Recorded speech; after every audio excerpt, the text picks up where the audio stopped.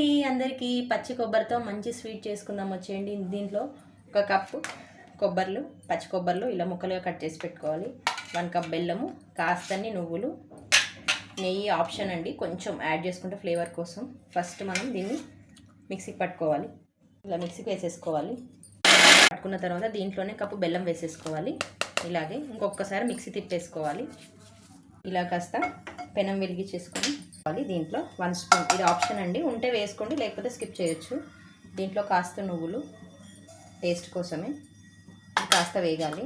వేగాక చిటపట అన్నాక మనం ఇందాక మిక్సీ పట్టి పెట్టుకున్నాం కదా బెల్లం, ఒక పచ్చి కొబ్బరి, రెండింటిని కొంచెం వేసుకోవాలి. కొద్దిసేపు వేగాలి.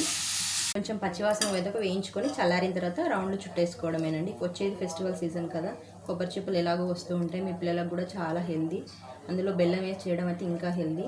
అయిపోయినాయండి మన పచ్చి కొబ్బరి బెల్లం లడ్డూలు. ఇలా చేసేసుకుంటే చాలా